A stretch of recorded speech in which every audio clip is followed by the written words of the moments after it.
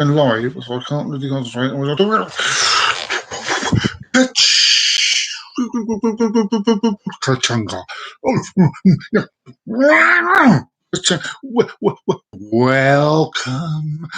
welcome, my incredible, terrible singing. Welcome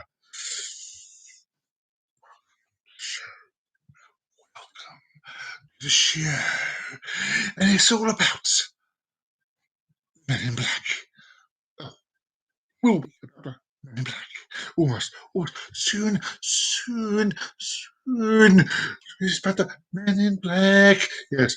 We're getting there. So yes, I am Trev the Rev, and I ain't no bicker. Welcome to my show. And as usual, I'll say the standard opening liners of my show, which is welcome, which is Chunga and all that madness. Yes, if you enjoy the show, if you enjoy my show, please hit the thumbs up button. And what else, Mrs. What else? If you want to see some more of my shows, please hit my subscribe button. Subscribe to my show. Yes, please subscribe to my show. And when you want to know when the next video is coming out, just ring my bell. Ring my bell. Ding dong. Ding-a-ling-a-ling. Well, welcome to the show. And we have got quite a bit to go through today. And we're going to start with some funny jokes. I think they're funny jokes. If they're funny, let us know. Don't, let us know. I don't mind either way. So, Bill and Bobby Joe, the Americans, by the way, just let you know. Well, there's no one else in England called Bobby Joe. They were leaving a local bar one night after a session of heavy drinking. Most staggering, and they fall into Bobby Joe's station wagon. He starts it up. Now, I'm not promoting drinking and driving here. It's just a joke. If you're drinking, you don't drive. With the engine running and Bobby Joe still fumbling around in the driver's seat, only the face of an old man appears in the window on the passenger side, and he's tapping lightly on the window. It's pitch black out there, and being taken completely by surprise, naturally he spoke still. So he in reaction, he shrieks, "Oh my God, there's burst!" Well, Bill's remark spooks Bobby Joe too. So he puts his foot down in the station wagon, but begins to accelerate. Bobby Joe can see the speedometer needle moving, and yet the face of the old man remains there in the window. So Bill lowers the window and says, "What you want, old man?" "Got any tobacco?" the old man asks softly. Bill offers him a cigarette and then shouts, "Step on the gas, Bobby Joe, and let's get the head out of here." Well, the speedometer on the station wagon is approaching 80 miles an hour. And Bobby Joe looks at it and says, "We'll be fine. You can't catch us now." So they hear the tapping on the window again. It's the same old man. So Bill rolls down the window once again and says, "What's it now? Have you got any lights?" the old man politely asked. Bill lights his man's cigarette and then shouts, "Bobby Joe, step on it!" So Bobby Joe pushes the accelerator hard to the floor and watches as the speedometer exceeds 100 miles per hour. Once again, Bobby Joe remarks, "We'll be fine, Bill. You can't catch us now." Well, a minute or two pauses, and they hear that tapping on the window again. Bill lowers the window and screams, "What the hell is it now, old man?" "The wheels are still spinning in the mud," the old man responds softly, pointing to the rear of the vehicle. "A bun!" They weren't going anywhere, they were stationary, they were all just spinning around and round and round. Round and round. Silence is golden. Yeah. Rookie police officer Jim Smith has been assigned the role of staking out a local bar one night, watching out for potential DUI violations. DUI? Drinking under influence. Yeah. He must have been interested in Jimmy and Joe there, As the evening draws to a close, he watches as one young man staggers out the bar and tries his keys in 5 different cars before finding his own. The young man fumbles for a few minutes as Officer Smith keeps an eagle eye on him, and eventually the car door opens and the young man falls into the driver's seat. Officer Smith, Will Smith, Men in Black, watches the young man from like a hawk, waiting to pounce, as the patrons start leaving the bar and driving off in their cars. Eventually, the young man gets his car started and attempts to drive away. At that point, Officer Will Smith, Men in Black, makes his move and pulls him over. Sir, I must caution you that I suspect you're driving under the influence. I need you to apply this breathalyzer for me, please. Officer Smith said politely but very firmly. The young man does as requested and then hands the breathalyzer back to Officer Smith for checking. Officer Smith looks at the young man, smiles and says, Sir, tonight it was my turn as designated decoy. Ah, designated decoy. Designated decoy. So he was like pretending to be driving, but he wasn't. So everyone else can get out and, Now, Jerry was an Ironman champion who also owned the bar just off the Las Vegas Strip where the policeman was just watching. Everyone in town knew that Jerry was the strongest man around, and knowing that visitors to Las Vegas liked to bet, he used that to his advantage by attracting people into his bar.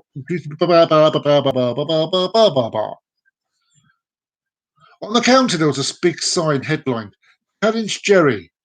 In small print, explained that was anyone who could beat Jerry in a strongman challenge could win £1,000. The cost of the bet was $10. $1,000 cost was $10. In the challenge, Jerry would squeeze the juice from an orange into a glass. Once Jerry had squeezed the life out of the orange, challengers had to take the orange and see if they could squeeze any more juice from it. Over the years, truck drivers, lumberjacks, weightlifters, and all sorts of tough guys have tried to beat Jerry in this challenge, but so far no one had ever got the better of him. One day, a small, thin, weak-looking, middle-aged man with thinning hair, looks all like me, and heavy-rimmed spectacles walked into the bar, slapped $10 on the counter, and said he was willing to take up the challenge. Everyone in the bar started laughing at the idea that this weak-looking little man would have any chance of beating Jerry and walking out with $1,000. He smiled at the man, picked up the $10 and said, Okay, buddy, you got yourself a bet. He then picks up one of California's finest and squeezes the juice out of it until the glass is almost full. What remains of the orange was then handed to the challenger. The little man focused momentarily and then started squeezing as hard as he could with both hands.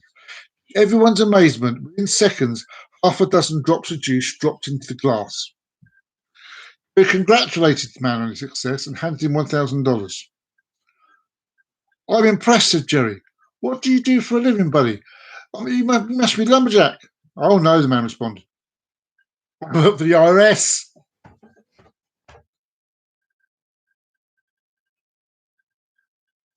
Because I can squeeze every drop out of you. Good. And on that note, we're going to go on to not the main. We're not quite on Men in Black yet. We're not quite on Men in Black yet. Not yet. Not yet. Because we're going to go through some bits and bobs. Did you know? Did you know? A rabbit's teeth never stops growing. Did you know? The average person over 50, me, will have spent up to 5 years waiting in line. I can't believe that. Did you know? Right-handed people live on average 9 years longer than left-handed people. What do you get when you cross Santa Claus with a space shift? A UFO ho. God, what do astronomers When they finish calculating the time from the sun up to sundown, they call it a day. Really? Oh, God, these are bad. I checked out a book on anti-gravity. I can't put it down. What's ET short for? He has little legs. Oh, God. What did the astronaut do after he crashed into the moon? He apologised. Hello? Apologise? Well, God, I know. They don't get any better, do they? Did you know, even though you probably think a dog is really clever, scientists say a pig, unlike dogs and other domestic animals, arrive at solutions by thinking them through. Pigs can't lick their own balls. Pigs, though, have been taught to accomplish almost any trick a dog can, apart from licking its balls, and usually faster. Now, going away from pigs, koalas, they sleep an average of 22 hours a day, 2 hours more than a sloth in Hong Kong. A betrayed wife is legally allowed to kill her adulterous husband, but may only do so with her bare hands. The husband's lover, on the other hand, may be killed in any manner desired. So, there you go. Did you know some unusual facts and some really, really bad jokes? And I can honestly say, I know who I'm blaming for these bad jokes, and he knows who I'm blaming for the bad jokes. Because I have someone who gives me the this information, doesn't like to be mentioned. He know who he is. He know who he is. Bad jokes. Only I can do bad jokes. Anyway,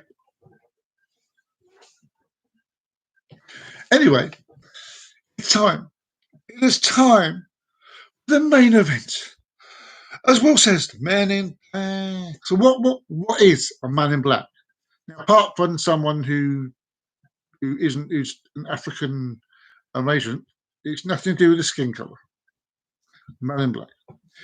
In popular culture and UFO conspiracy theories, Men in Black, MIB, its place to be, are supposed men dressed in black suits who claim to be quasi-government agents who harass and threaten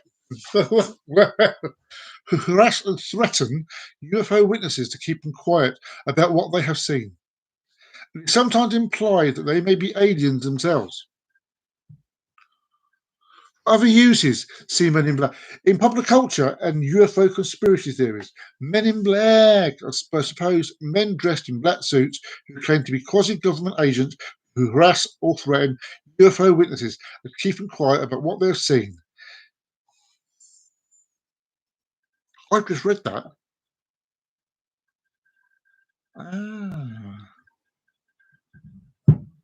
So, are the Men in Black really aliens? Well, I don't know. In popular culture and UFO theories, the man dressed in black suit who claims to be quasi-government who harass. It's the same question, the same answer. Oh, oh, oh. No longer accessible through normal channels. When this happens, it is said that the person has gone black. Complicating matters is the fact that many times it appears that the Men in Black are humanoid-type aliens masquerading as humans. Many people in the military are aware this may be the case in some instances. Now, depending on who you ask, the Men in Black are either nutty UFO conspiracy or they are part of a secret government agency designed to prevent the public from learning about UFOs. The Men in Black always appear unannounced and are usually clad in black business suits and warn people to give up their research into UFOs or face dire consequences. In many cases, the Men in Black have also seen aliens. In some accounts, there are aliens themselves, some from economic supernaturals. But why would the government want to suppress information about the UFOs? As the theory goes, it's because aliens are closer to us than you think. They might actually be everywhere, like in the films. And if ordinary citizens realised just how real the threat was, there would be mass panic and a breakdown of the social order. Panic!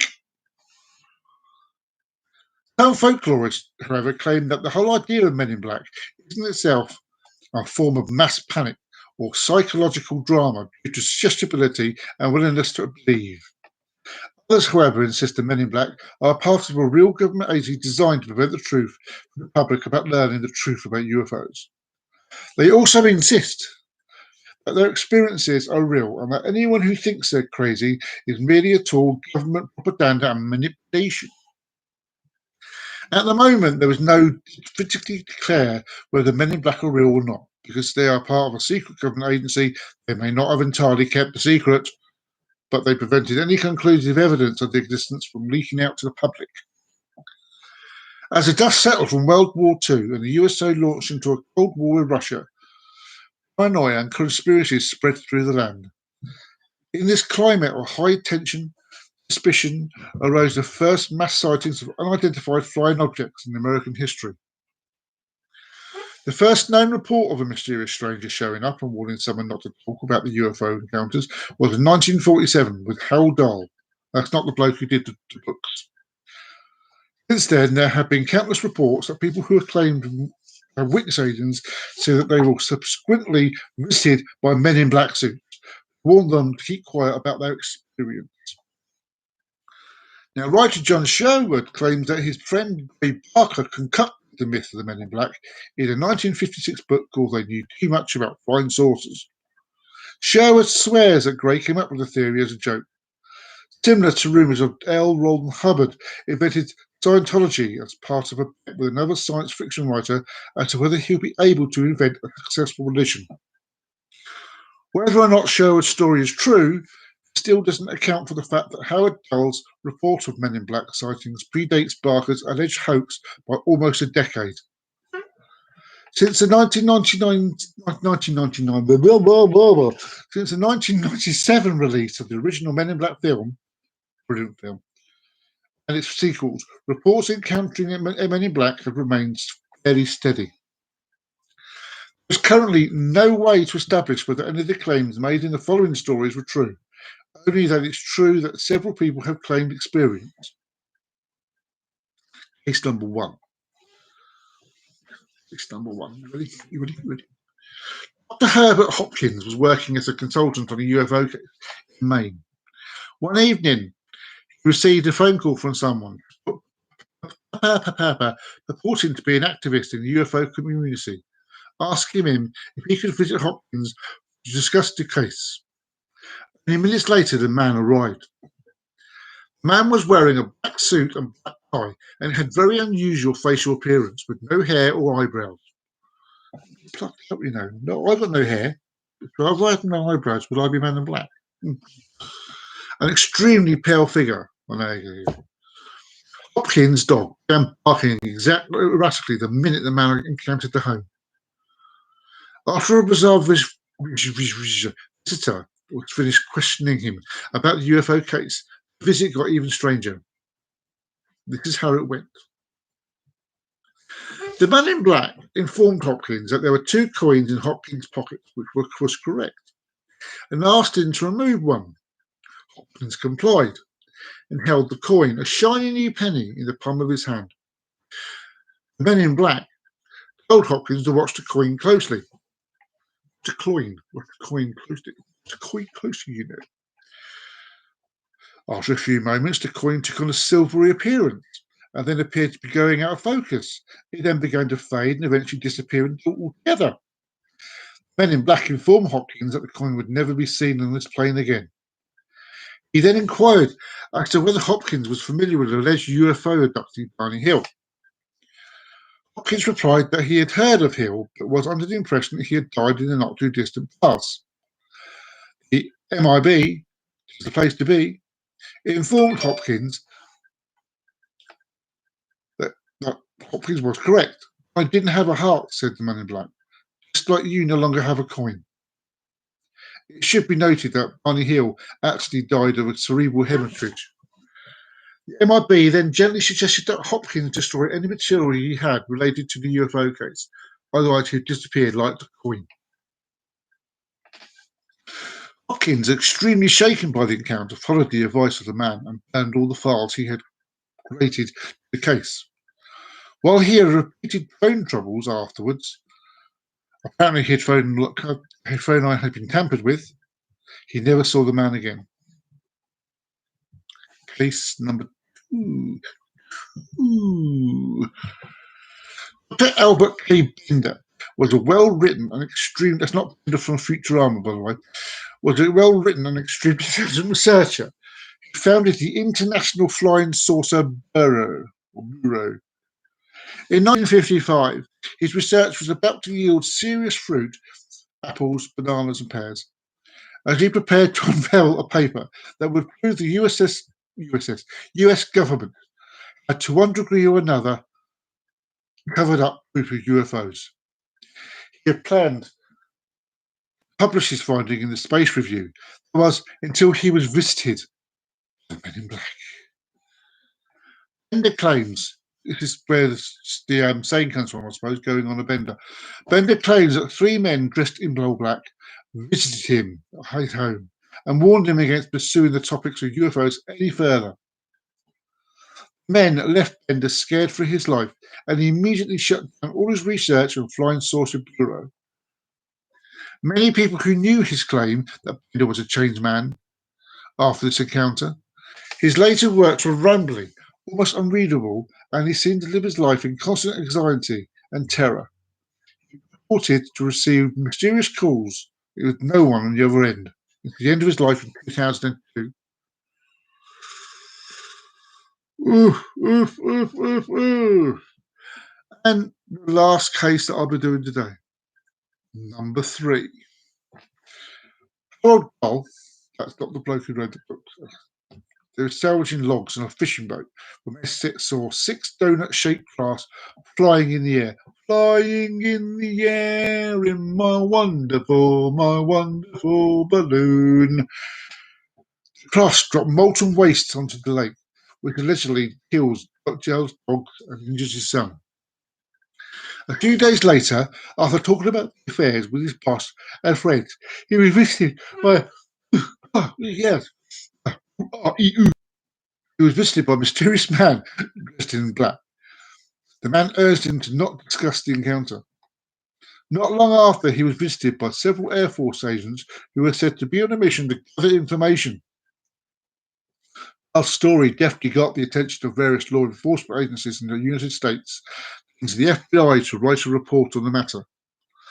Not long after the encounter with the man in black, Dahl claimed that the whole thing was a hoax, but recanted years after having allegedly made the first confession under duress.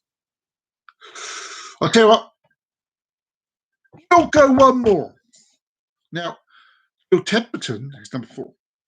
Bill Temperton was shocked to discover this figure in the background of a photo with his daughter. His figure was not in the camera's view.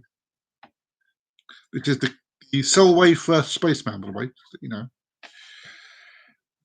The figure was not in the camera's view when he took the photo, and he had no idea where it came from. The film was verified as authentic by Kodak, and Templeton's story went public.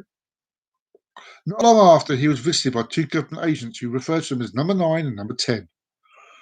They demanded to see the sides of the photo and questioned Templeton about the event. When Templeton told them he didn't see the figure personally, the men became angry and stormed out of the field. No! Never to be seen again. Templeton was later contacted by 2 employees at a missile launch pad in Australia, who claimed they saw the 2 figures that resembled the man in his daughter's photo on launch pad security footage. Apparently, the missiles at that site in Australia had been produced only 20 miles away from the field where Templeton took the photo. Dun, dun, dun. And on that note, that is the story of the Men in Black. Well, we don't really say much. It tells you, the problem is you can't get much information about someone who doesn't want to be found. It's very hard to do. But do we think these Men in Black actually exist? Yes, I do. I do think there's a secret person. Yes, personally, from me, a secret government team that goes around stopping people from spreading knowledge that they have from seeing UFOs and seeing aliens and stuff. I think it does exist. But whether they're aliens or humans,